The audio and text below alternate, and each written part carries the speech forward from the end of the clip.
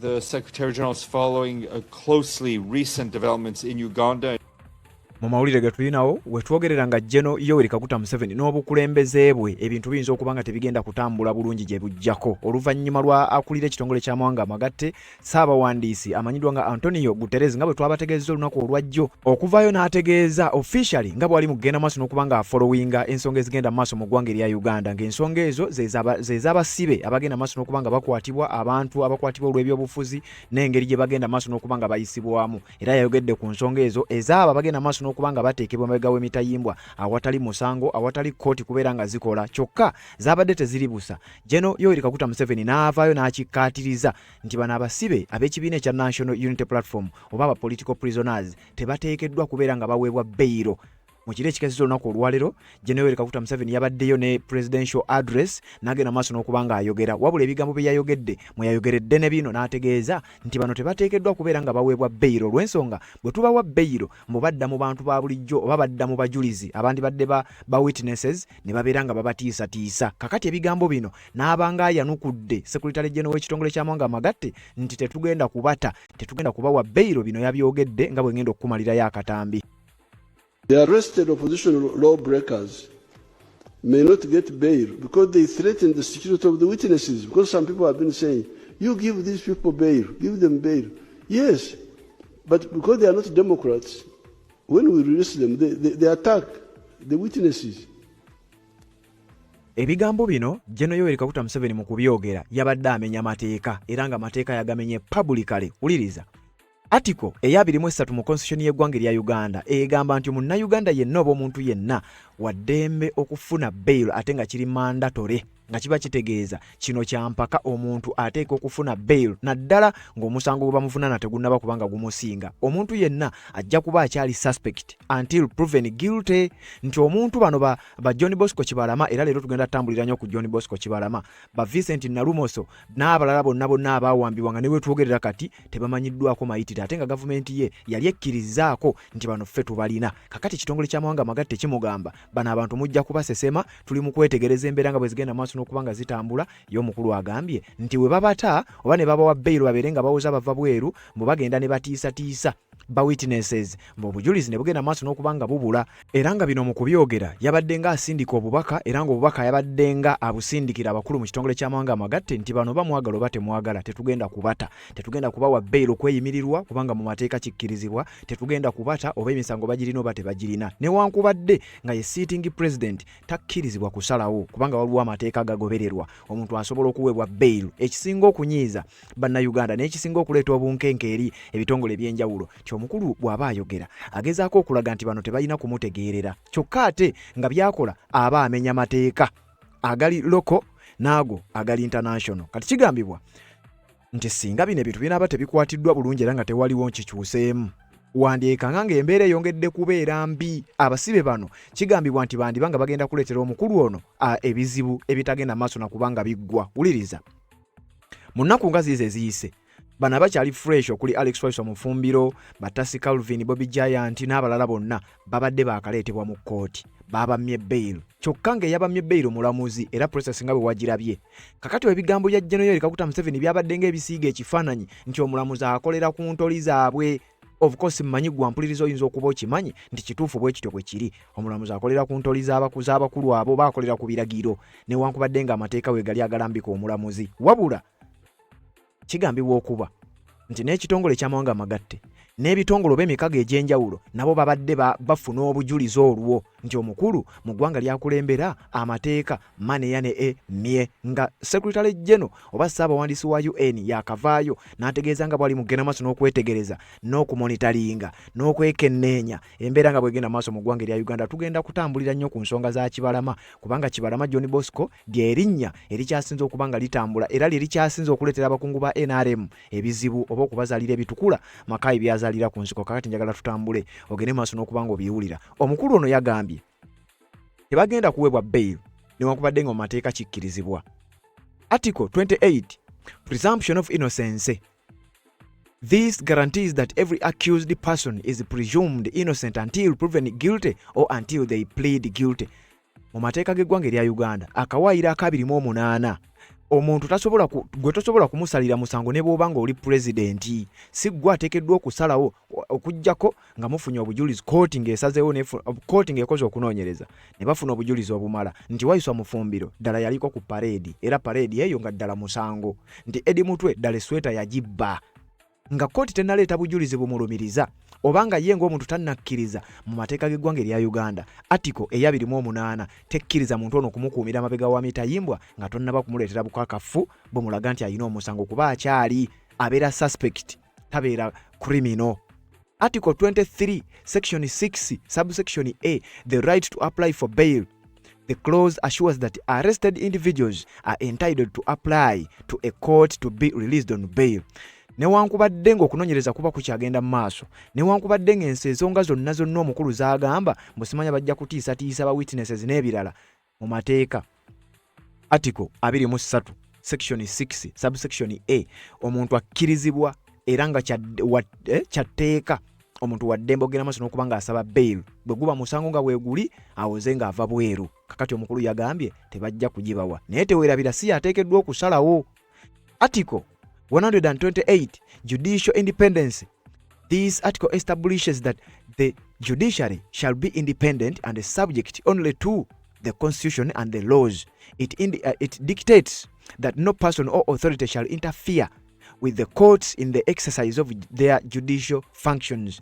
General Yoweri Kaguta Museveni newankubadde nga yatudde mu ntebe nga sitting president tateekeddwa kweyingiza mu bino, era kooti erina kubeera ng'eri independent. Nkakasa gwa mpuliriza okimanyi nti teri wano mu ggwanga erya Uganda. Kakati kigambibwa nti omukulu ono bino byonna abasajja babigoberera, abasajja babyetegereza, bagambye tuli mu kumonitalinga, tuli mu kwekenneenya ebyo ebibadde bikolebwa already. Kakati ate kwebyo ebibadde bikolebwa omukulu ataali mu kugattako birala. Ensi yonna ng'eraba yavuddeyo n'ategeeza nti bano tebateekeddwa kubeera nga baweebwa bail. Ensonga ze yawadde zenkakasa nti nze naawe tusobola okugenda maaso n'okukkanya nti si ntuufu, nti bano bajja kutiisatiisa ba witnesses. Kati kigambibwa nti gano amateeka gaali mu kumenya bino tebikoma wano nga ffe wetulaba oba nga wetulowooza.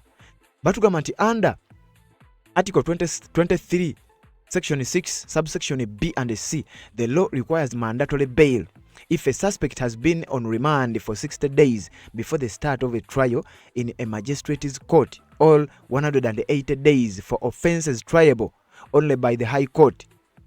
Kigambibwa akawaayiro kano omusibe yenna kati nga ba Alex Waiswa Mufumbiro n'abalala ennaku 6 z'abadde ateekeddwa okuba nga yeebase mabega w'emitayimbwa, then mu budde buno kibadde kyabuwaze kyatteeka okubeera ng'ateekeddwa okulaba ng'afuna okweyimirirwa. Museveni oba ayagala oba tayagala, lino mateeka bwe lityo bwe ligamba. Kakati ekyokuba ng'avuddeyo naawe ekiragiro nti bano tebaweebwa beyiro bwe kiyinza okukulowoozesa nti omusajja awadde ekiragiro tebijja kukola, njagala okutegeeza Ssaabawandiisi w'ekitongole ky'amawanga amagatte ng'ayita mu mwogezi we yafuddeyo n'ategeeza tuli mu kubyetegereza, era bino byennyini bye tugenda okusinziirako, tujje tugende maaso n'okuba nga tubikuwa, tukulage nti ensi egenda maaso n'okuba nga etegeera abakulu bano bali mu kumenya mateeka either knowingly or unknowingly, naye ng'ekijja kyonna kiyinza okuba nga si muntu gye bali. Kkiriza tujjewo akalango kano nga bulijjo, oluvannyuma lw'akalango ngenda kujja nkuwe ebigambo bya John Bosco Kibalama ne ba political prisoners abalala abayinza okuba nga balabika bazaalidde omukulu ebitukula makayi byazaalira ku nsiko. Katujjewo akalango nzije nkuwe details. Ensonga z'obufumbo, olina omwami naye ng'akutawaanya, olina omukyala ng'akutawaanya, bajja ne bakwagalako ne bagenda, gwe alina ebizibu mu byenfuna nga ssente zikuyita mu ngalo, w'oteeka ssente zifa bufi b'owola tebazza, gwe aloota ng'ogwa mu nnyanja, gwe alumizibwa omutwe nga guganye okuwona, naawe aloota ng'ebintu bikozesa ensonga z'obufumbo. Nina ekifo ku mugga awali amayinja wennyambulirako ebisiraani, ekikwa, ekifiiriza, omudibo, obutaganja, obutaweebwa. Nzijanjaba abantu ab'enzikiriza zonna, nsiŋŋaanibwa njeru ku lw'ejjinja. Gwanjagala kuba ku nnamba yange eyo, naawe ali ewala ennyo yita ku WhatsApp. Yes, webale kubanga okyaliko yonna gy'osinzira okubanga gy'otulabira, naddala gw'atambudde naffe atanaba kubanga osubscribinga kikole, kirira wansi awo olaba ekigambo subscribe kikwateko, kwata kaleeka notification obeera omu ku abo basooka okumanya buli we tuba tutaddeyo. Kakati wuliriza. Kigambibwa nti ekitongole ky'amawanga amagatte, ebitongole eby'enjawulo bonna bavuddengayo ne boogera ku nsonga za Uganda bakimanyi bulungi nnyo nti kakubeere kwekalakaasa munnayuganda akkirizibwa mu mateeka kasita aba nga talina tteeka lyamenye. Wabula abakulu mu ggwanga erya Uganda ate bo bazze bateekawo embeera eraga nti wadde amateeka bennyininyini be baagakola, wabula tebajja kugenda maaso n'okubanga bagatambulirako. Abamu ku bannakibiina kya National Unity Platform naddala abawagizi be basinze okugenda maaso n'okubanga babeera affected n'embeera eno ey'obumenyi bw'amateeka mu bakungu aba gavumenti, era we twogerera bangi bali mabega wa mitayimbwa. Kati bano abangi abali mabega w'emitayimbwa, abamu nga n'emyaka gisusse ne mu 5, abalala nga n'amayitire gaabwe tegamanyiddwako. Njagala okutegeeza ekibiina kya Mawanga Amagatte kyatandise okugenda maaso n'okubanga kyekenneenya n'okuyingira mu nsonga zino. Nalabye abasinga obungi mu komenti nga mugamba nti bino babyogera bwogezi naye tebalina kye bajja kukola, simanya bikoze bitya. Njagala okutegeeza nti bwe bityo bwe bitandika, wabula ekinajja kiyinza okubanga si muntu, tuyinza okubanga twagala bakolere ku peesi eya waggulu nga ffe we twagala, ate ekyo kiyinza obutasoboka. Naye garanti gye nnyinza okuwa nti wabaawo ekigenda maaso n'okubanga kikolebwa. Robert Kyagulanyi Ssentamu kwe kugamba nti the world is watching, era obudde essaawa yonna bugenda kugenda maaso n'okubanga butuuka abakulu bano okugenda maaso n'okubanga bansalinga ebyo ebigenda maaso n'okubanga bikolebwa. Kakati njagala tuwulirize nga sinnakutwala ku nsonga ndala yonna, njagala tutandikire ku bigambo by'omukulu bye yayogedde ebigenda okubanga byongera ku obwo bujulizi obugenda omuleetera akabasa wakati ng'ebisanja bye byonna byakulembedde ng'obukulembeze bw'emyaka 4 n'okusoba butandise otuuka ku nkomerero yaabwo. Mu kiro ekikeseza olunaku olwaleero yayogedde ebigambo bino ku basibe abasibibwa olw'ensonga z'ebyobufuzi. The arrested opposition lawbreakers may not get bail because they threaten the security of the witnesses, because some people have been saying, you give these people bail, give them bail.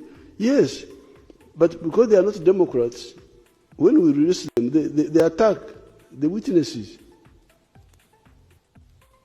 You cannot have democracy without people with the spirit of democracy, with fascists.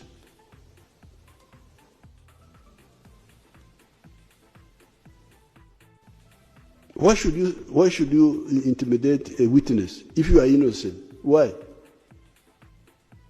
And threaten.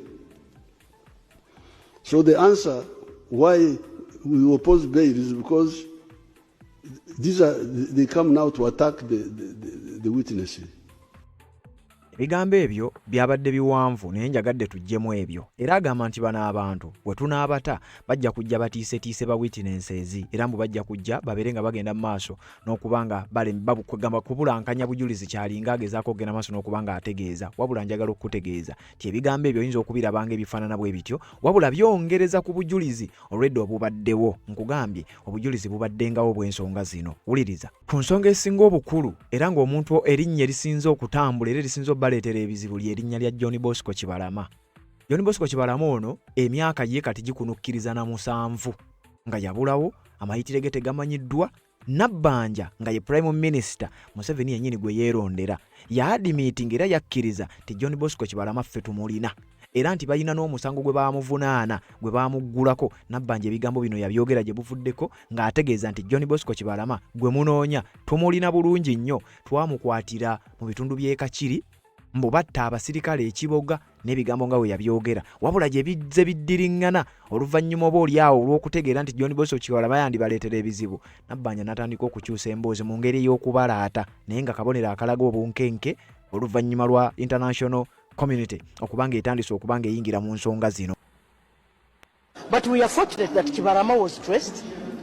He was arrested recently in October in a place called Kakiri, and he's one of those that is claimed to have killed police officers in Kiboga.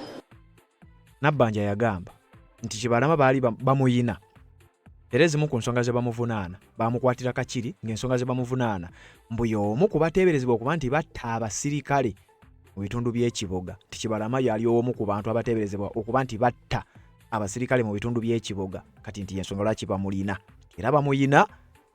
Era bino ebigambo Nabbanja wenjogerera bikyali ku likodi newankubadde agezaako okubivuzaabuza n'okubyegaana n'okubikyusakyusa oluvannyuma lw'okumanya nti waliwo akaseera ak'akazigizigi ke boolekedde olw'abasibe bano. Wakiso and other places. Order for my brother. Thank you, right, keep insinuating that I have the blood of Kibalama. I have what? When in actor says I'm not a security person, is in order. Thank you.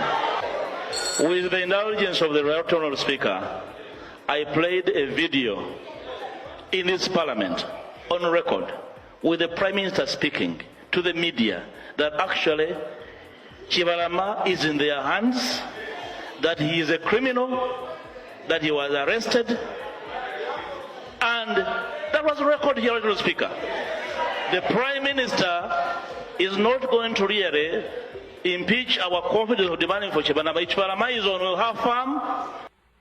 Ensonga za Kibalama zaatuuka ekiseera ne zituula mu Robinah Nabbanja n'atuuka n'okwagala okubyegaana era Robinah Nabbanja ne mu kaseera kano mukadde ako Joel Ssenyonyi ye yali leader Mathias Mpuuga ye yali akyali leader of opposition. Wabula oluvannyuma nga bataddeko Joel Ssenyonyi era naye n'atandikira awo n'amuteekako akazito mu Parliament ku nsonga za John Bosco Kibalama wenjogerera banoonya engeri gye babifulumamu ebintu birabika bitandise okukaluba. Right Honourable Prime Minister, why don't you want to follow the law? And Right Honourable Speaker, we were here at another time speaking about missing persons. There's a gentleman called John Bosco Kibalama. He was abducted on 3rd June 2019. It's been 7 years since. The Right Honourable Prime Minister told us Kibalama was arrested. Up to now, government has not accounted for Kibalama and 17 others. And we are adding on to that list. Why? Government needs to account for these people. Thank you. Both NRM and the opposition. Right Honourable Prime Minister, talk to us on these issues.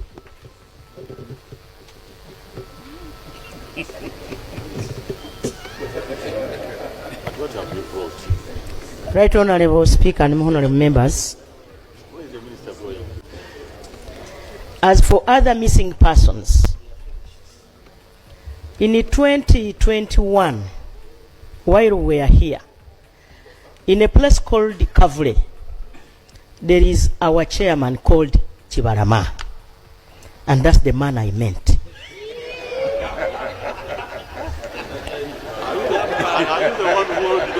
Thank you. VP, Your Excellency. Right Honourable Lop. So the Prime Minister was simply mocking this house. Prime Minister, meet more often with the Vice President so that she can coach you on how to respond to some of these issues. Because you see, even when you're being given bitter medicine, somebody can put a coating of some sugar, so it's easy to take the medicine down. That's what the Vice President has said. I may not fully agree with everything she has said, but she has clothed it in a motherly way. It's better than what the Prime Minister said, mocking and saying we increase the numbers and so on.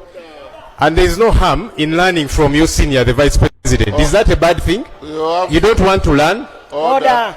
Go for it. Right Honourable Speaker and members. Kati wano lwaki nkulaga video zino nti Nabbanja yalabikira mu butambi bwa mirundi ebiri, yalabika nga akakasa nga John Bosco Kibalama we bamulina. Wabula waliwo ekibuuzo ekinene era ebigambo ebyo biddayo eri mukama waabwe amanyiddwa nga General Yoweri Kaguta Museveni yavuddeyo n'ategeeza nti bano abantu tebalina kufuna bail nga n'abamu paka n'olwaleero amayitire gaabwe tegamanyiddwako naye nga tebalina musango gwe baziza kubanga singa gubaddewo bandibadde baabasalira dda bano abantu just kuwagira buwagizi ludda luvuganya John Bosco Kibalama. Kati Nabbanja ebintu bino bigenda maaso bimutuulamu agenda maaso yeegaana era wano ndowooza we tuba tuweera credit omukutu gwa NTV kubanga ensonga ndowooza ze zimu ku nsonga lwaki NTV yatuuse mu kaseera kano nti yajjanga n'ensunsula ebintu bino okwawukanako ne TVs endala bannayuganda ne bagenda okugenda maaso n'okubanga bategeera nti ensonga za Kibalama zirimu ebirumira era oluvannyuma lw'amawulire ga NTV ne exposures endala bannayuganda bapushinga era bagenze bapushinga ensonga zino paka we zituuse ku Ssaabawandiisi w'ekitongole ky'amawanga amagatte n'akutegeeza nti ensonga za Uganda tutandise ogenda mu maaso n'okubanga tuzitunulamu wabula platforms nga zino n'omukutu nga NTV engeri gye basunsulamu ebintu n'okubigattamu n'okubikunnyonnyola osobola obitegeera kigambibwa okuba nti kiyambyeko nnyo okubanga ensonga zino zituuse wano ne ziteeka abasajja bano ku kaseera ak'akazigizigi. Nabbanja abuulidde Parliament nti Kibalama ye gwamanyi ali mu kaduukulu ka poliisi ku kyalo ekya Kavule ekisangibwa e Makerere so si John Bosco Kibalama ba NUP gwe bamubanja. Akulira oludda oluvuganya mu Parliament Joel Ssenyonyi agambye nti tebajja kuweera okutuusa nga abantu abazze bawambibwa bayimbuddwa. nga bwe gwali mu palamenti y'e11 ne mu palamenti y'e12 abavuganya gavumenti battukizza okubanja abantu baabwe abazze bawambibwa ab'ebyokwerinda awatali kunnyonnyola musango gwe bazzizza. Kati mu lutuula lwa leero akulira oludda oluvuganya gavumenti Joel Ssenyonyi abulidde Jacob Oboth nti mubaka munnaabwe Margaret Etiru yawambibwa gye buvuddeko era nga tamanyiddwako mayitire kyokka mpaawo wa byakwerinda yavuddeyo okubaako ky'annyonnyola. But I should also be concerned when an NRM member who is a colleague in this house disappears and we don't know her whereabouts. It should concern all of us. Just like it should concern colleagues on the NRM side if it happens to any of us. So that's how I am concerned. Mu kwewozaako amyuka omukulembeze w'eggwanga Jessica Alupo gerwako ebitongole by'okwerinda bimulina. That she is being detained. She has met her family, some of her family members were permitted to have an interaction with her. The family has been informed and they know where our sister is, and very soon she will join us here in Parliament. Okukkiriza kwa bano ebadde nga Manduse eri Ssenyonyi wano waalandidde n'addamu okujjukiza Ssaabaminisita Robinah Nabbanja nti mu palamenti ewedde yayogera kati nti amanyi bulungi omusajja John Bosco Kibalama gy'akuumiddwa kyokka kati ebbanga lyekulungudde Kibalama talabikangako. There's a gentleman called John Bosco Kibalama. He was abducted on 3rd June 2019. It's been 7 years since. The Right Honorable Prime Minister told us Kibalama was arrested. Up to now, government has not accounted for Kibalama and 17 others, and we are adding on to that list. Kyokka bino olugudde matu ga Nabbanja n'abuuka ensawa ne yeegaana nga bw'atabuulirangako ggwanga nti amanyi Kibalama gy'ali. We are fortunate that Kibalama was traced. He was arrested recently in October in a place called Kakiri, and he's one of those that is claimed to have killed police officers in Kiboga, Wakiso, and other places. In 2021, while we are here, in a place called Kavule, there is our chairman called Kibalama, and that's the man I meant.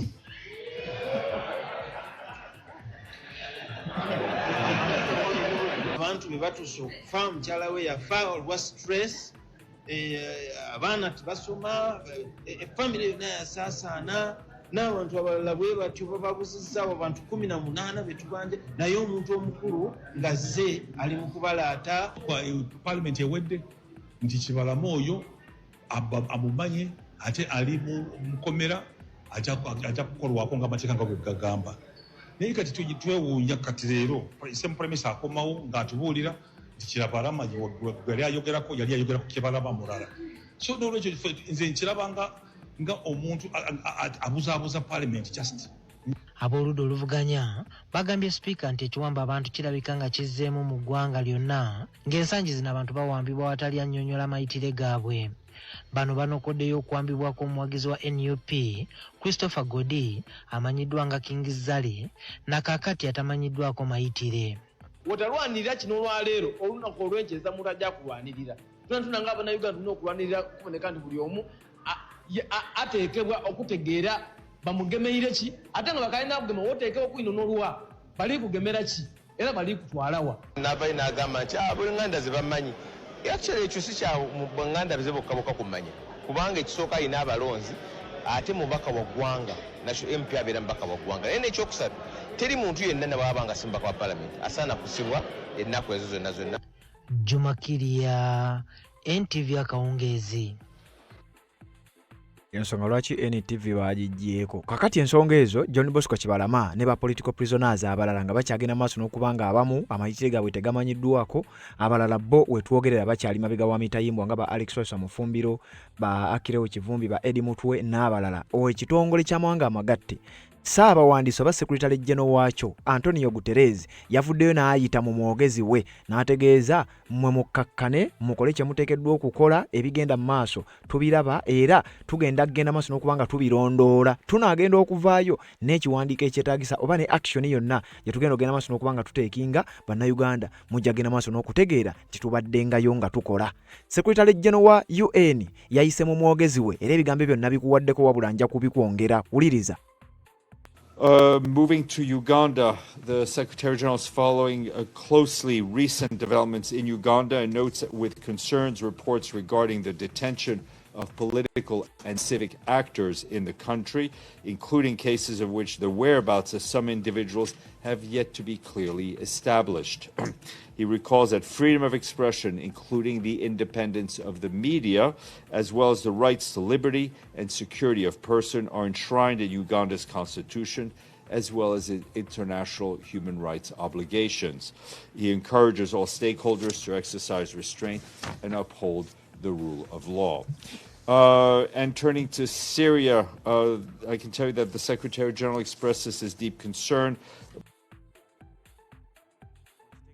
Secretary General ow'ekitongole ky'amawanga amagatte amanyiddwa nga Antonio Guterres yavuddeyo ng'ayita mu mwogezi we nti ebigenda mu maaso mu ggwanga lya Uganda abimonitalinga closely and carefully era kyonna ekijja ojjagenda maaso n'okubanga okitegeera kakati ebigambo ebyo bikompeyalinge n'eby'omukulu eyagambye bano tebateekeddwa kuwa bbail ng'oggyeko okuba nti ebigambo ebyo byonnyini ate tateekeddwa kubyogera yabadde abyogerera mu bumenyi bw'amateeka kubanga kooti oba judiciary erina kubeera independent. Amateeka we gali kooti geeteekeddwa okugoberera kyokka bano nga n'obujulizi bulabikako bakyali mabega wa mitayimbwa awatali musango gwe bazizza awatali musango gwe baabasalidde kyokka y'omukulu order zikyafuuse order ekintu ekyongera okumenya amateeka era ekimu ku ebyo bireetedde abakulu okuva mu international community okuvayo ne bategeeza ensi nti ebintu bino tukyabigoberera era tukyagenda maaso n'okubanga tubyekenneenya bannayuganda essaawa yonna ekijja muyinza okubanga mujja kukyagala. Ba political prisoners bangi nnyo tuviira ddala eri mu mwaka gwa 2019 ba John Bosco Kibalama ba Yasini Machete Sekitoleko n'abalala bonna abazzenga babulawo amayitire gaabwe nga tegamanyiddwa era nga n'abakulu bano bayina okunnyonnyola okusinziira ku kitongole ky'amawanga amagatte bano bateekeddwa okunnyonnyola abantu bano wa gye bali. John Bosco Kibalama yali musajja atwateekateeka okwesimbawo era nga y'omu ku baasookera ddala mu kisinde ekya People Power by then nga tekinaba kubanga kifuuka oba nga kitongozebwa ekibiina kya National Unity Platform era ebimu ku bigambo John Bosco Kibalama bye yayogeranga NTV nga bw'ogimanyi yamukolamu dda emboozi gye njagala okukuwa wabula nga sirinakuwa mboozi ya NTV njagala nsooke nkuwe nange ku bigambo bya John Bosco Kibalama nga biri nga gwe musango ogwamusibya. Wuliriza bino ebyasooka. Basebo ne banyabo nange nvuddeyo olwaleero okwogera ku nsonga enkulu ezigenda mu maaso mu ggwanga lyaffe Uganda.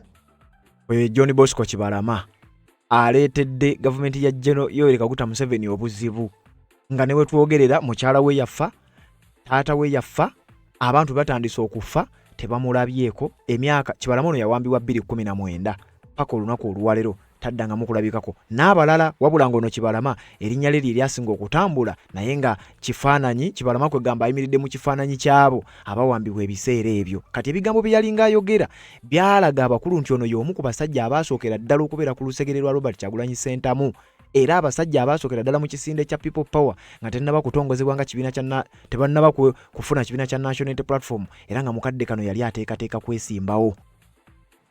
Mukimanyi bulungi nti abamu ku babaka baffe nga Honorable Robert Kyagulanyi Ssentamu abamungi gwe mumanyi nga Bobi Wine, Honorable Mwiru, Honorable Kasiano Wadri, Honorable Karuhanga, Honorable yali Honorable Mike Mabike n'abalala bangi babadde mu nkomyo babadde mu kkomera lwa kwogera ku nsonga nkulu eziruma eggwanga lyaffe.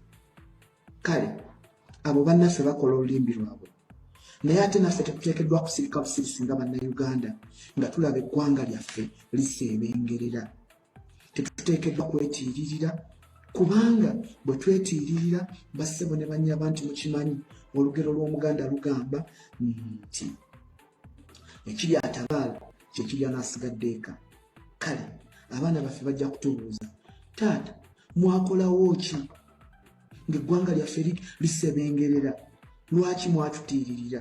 Kyekiseera bassebo ne bannyabo naffe tuveeyo tugatte amaanyi kuba naffe nga Honorable Kyagulanyi okulwanirira eggwanga lyaffe, okubawagira n'okubatwala mu maaso, kubanga kati kyeyoleka lwatu nti gavumenti ya President Museveni n'akakundi ke tebakyalina bigendererwa birungi byonna eri eggwanga lyaffe Uganda. Kati bye bimu ku bigambo bya John Bosco Kibalama. NTV yamukuŋŋaanyaako yamukolako ko story nga wakayita emyaka 2 era wayise emyaka NTV n'emuzza. Wabula ngenda kuzzaako kemabega nkuwe ku bigambo bya NTV emyaka gyali giweze 2 nga John Bosco Kibalama talabika. NTV yakola story ndoza nabo olutalo lwabwe eno gye lutandikidde. Njagala okutegeeza lwaki nkuwa bino byowulira mu butambi buno bwe bumu ku bujulizi abakulu mu kitongole ky'amawanga amagatte bwe basinzirako okugenda maaso n'okubanga beetegereza. Ku bujulizi bwa John Bosco Kibalama n'ebigambo ebirala nga bw'oli mu biwulira bwe kugattibwa obujulizi obwa aba Elias Lukwago, ba Dr. Kiza Besigye, ba Alex Waiswa Mufumbira olunaku olwalero abali mu kukwatibwa, era ze zimu ku nsonga ezaaviiriddeko Ssaabawandiisi w'ekitongole ky'amawanga amagatte n'ategeeza nti ebigenda mu maaso mu Uganda guno nno gwe mulundi ogusoose. Era kino ekigambo ky'amaanyi nnyo. Kati n'ebigambo General Kaguta Museveni bye yayogedde olunaku olwajjo nti bano tebateekeddwa kuwa bail nga n'abamu be bamma bail tebalabiddwako tebannalabikako paka na kati. Bujulizi obwenkukunala obugenda mu maaso n'okubanga abasajja bwe bali mu kwetegereza. Wuliriza NTV mu myaka 2 nga John Bosco Kibalama yakabulawo. Njagala owulirize mu katambi kano bye bimu ku bigambo byennyini ebiri mu ku mmeeza za organizations ebitongole emikago egyenjawulo mu international community. Emyaka gyolekera okuwera 2 ng'emboozi ya John Bosco Kibalama ensejja egibikkirako ettaka. Kibalama yawambibwa nga 3 June 2019 nga waakayita ebbanga ttono ng'alangiridde nti waakwesimbawo ku kifo ky'omubaka wa Busiro North. Lwe twasembayo okutuuka ku kyalo Bukondo gy'azaalwa, ebigambo ebyali byogerwa ku kubulawo kwe bingi byali biwuniikiriza. Wakati mu kubeera nga anyinyiitidde okubeera mu bantu n'atandika okufuna amasimu agamutiisatiisa nga bamugamba ave mu byobufuzi. Najja n'angamba ankubidde essimu simutegedde naye baŋŋambye siddamu kujja mu Busiro North. Yennyini ng'atubuulira ne mubuuza baaba bayinza okugaana okujja ewammwe. Nsisinkanye mukyala wa Kibalama Masina Tukunda okutegeera ekigenda mu maaso. Obulamu bw'ossi bwe buli awo bweyagaza olw'ensonga yalika abaana, waliwo abaana babiri, omulenzi n'omuwala. Omulenzi ye mukulu ali mu P7 asuubira kukola bibuuzo naye nga ne ssente zennyini ezimuweerera tetuzirina. Natukunda agamba nti ne poliisi gye baalinamu essuubi okunoonya kabiitewe nayo gye byaggwera ng'eringa ebijjeemu enta. Tewali kye baatugamba wabula okuggyako ono Enanga yagamba nti bali mu kunoonyereza nabo tebannaba kufuna kikiriwo naye tebatuwa ssuubi oba gyali oba taliiyo kwegala tuli awo tetubitegeera. Mwanyina Kibalama Saida Nakanjako atubuulidde nti okuva essuubi ly'okuzuula Kibalama nga mulamu libakendeera buli we bawulidde yafudde babadde nga batuukawo waakiri bamanye nti bamuziise emmeeme zibakke. Brother wange yatambula omulala n'atambula nga wafudde omuntu wagenda alaba oba Kibalama yoyo yafudde oba gamba nti waliwo omuntu yafiiridde eno ali ku kkubo ng'afuba olaba nga atuukawo tulaba oba Kibalama naye tetumufunangako. Ono naye yeewuunya butya poliisi bweremererwa okuzuulamu abaatwala Kibalama nga yabategeeza nga bw'erina obujulizi bwonna kwe yali esuubira okutandikira. Abasirikale baliwo okuuma ddembe n'obabuuza omuntu ali ludda wa kamera zaali zikola emmotoka ya Kibalama we yali naye bagamba tebamanyi. Simanyi oba kamera ku nguudo bye zikola by'ebituufu oba by'ebikyamu, nze nange simanyi. Sabbiiti ewedde minisita w'ensonga ez'omunda General Jeje Odong yasoma olukalala lw'amannya g'abantu abaawambibwa ab'ebyokwerinda era nga bano baalina essuubi nti erinnya John Bosco Kibalama omukulu agenda kulisoma. Nabadde nsuubira mu lukalala lwagenda okusoma nti mwali era nabaddewo nnyo ku mawulire n'empuliriza naye teyabaddemu. Butereevu nabadde nkisuubira nti bajja kumusoma naye tebaamusoma nenzigwamu amaanyi. Baatuuse n'okutuukako ewa ssenkulu w'ekibiina ki NUP Robert Kyagulanyi Ssentamu okumuyitiramu nga bwe guli. Tetumanyi oba mulamu bamufu naye kyetubadde tusaba bw'abanga mulamu bamutuule. Abamanyi okufumba obwongo Nakanjaka agamba nti babaliddeko ensimbi ne zibaggwa ensawo. Tukana ekiseera ng'omuntu bw'ajja n'atugamba nti Kibalama namulabye wano omusaba ekifaananyi n'ababuzaabuza ne batulyako sente ne zituggwako.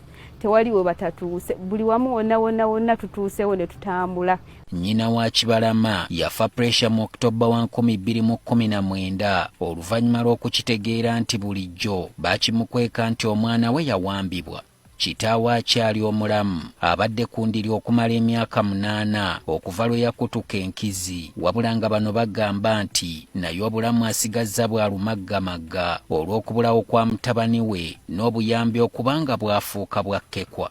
Lwe twasembayo okwogera ne poliisi ku ntandikwa y'omwaka oguwedde, bino bye yatutegeeza ku nsonga eno.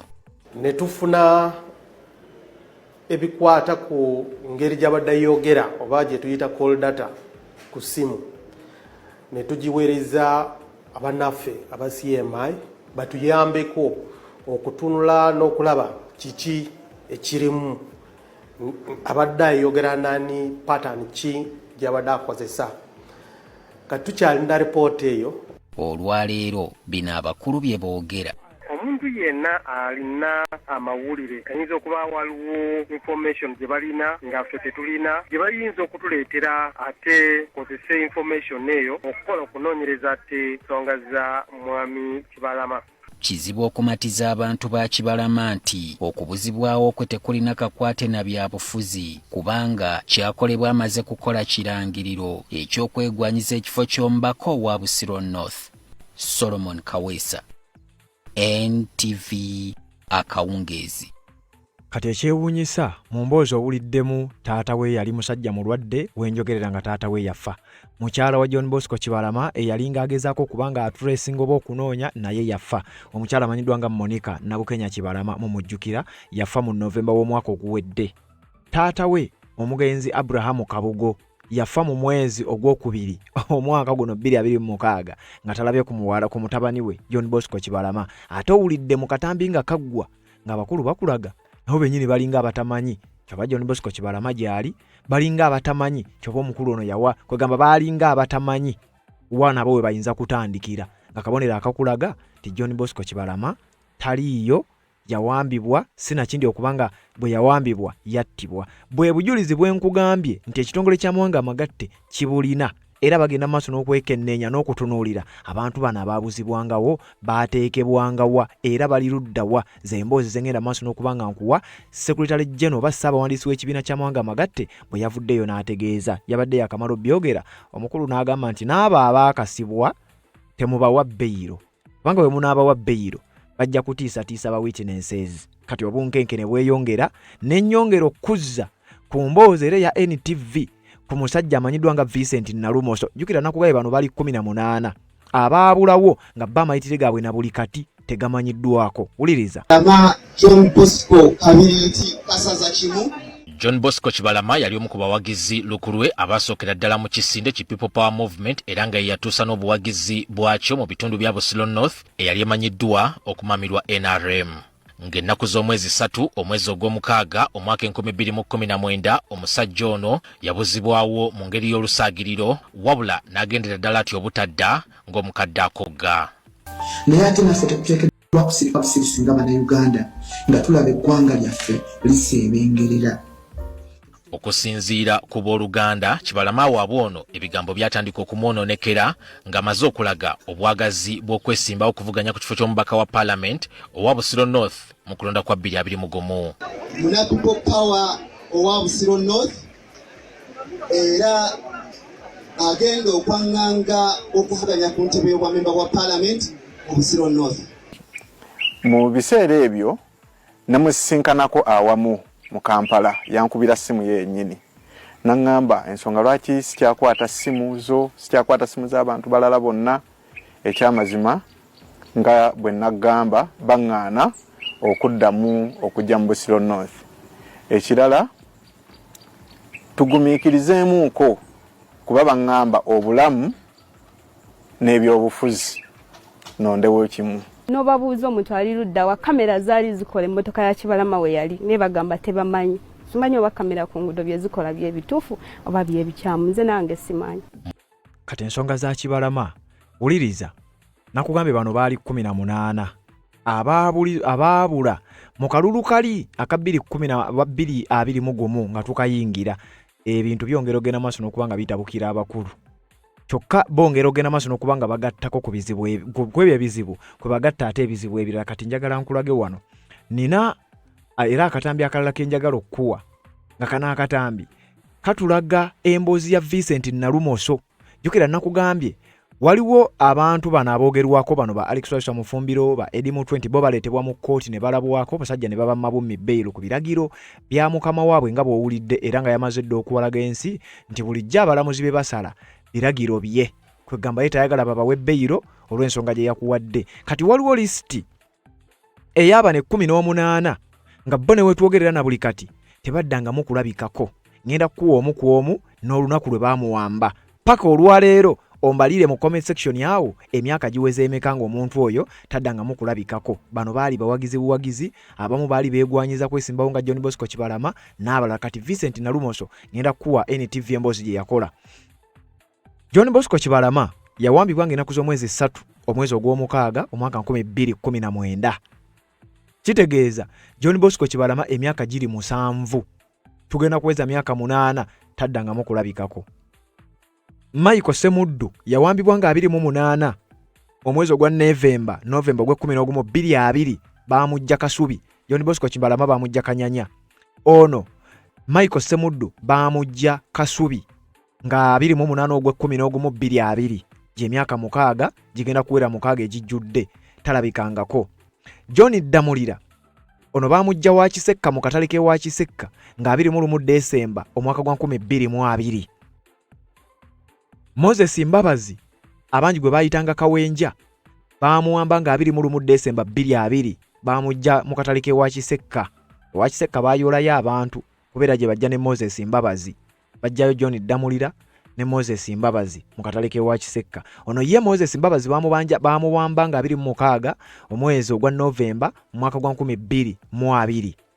Vincent Nalumoso kati wano we wali emboozi eya Nalumoso. Vincent Nalumoso ngenda kuwa akatambi awo baamuwamba ng'ennaku z'omwezi lumu omwezi gwa Desemba 2022 mujjukire mu 2022 lwe waliyo okwekalakaasa nga 18 lwe baakwata Robert Kyagulanyi Ssentamu eruuka lwe yali agenza okukuba kampeyini.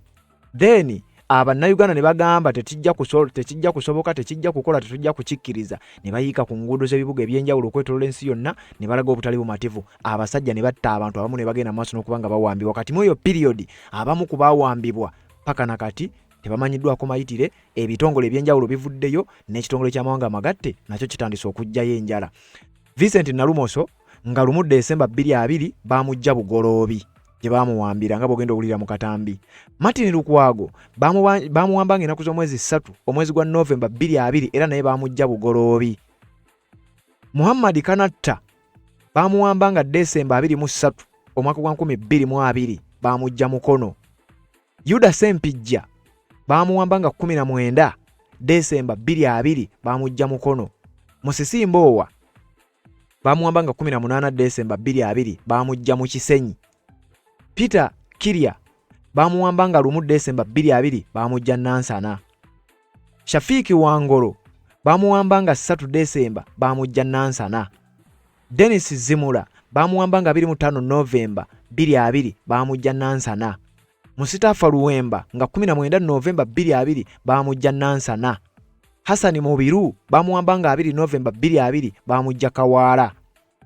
Isima Sessazi baamuwamba nga 19 Novemba 2022 baamujja Makindye. Godfrey Kisembo baamuwamba nga 12 ogwokubiri 2021 baamujja Mubende. George Kasumba baamuwamba nga 19 January baamujja 2021 baamujja Kyotera. Then netuddayo Kemabega Joseph Baguma baamuwamba nga 2 Desemba 2022 baamujja Kyebando.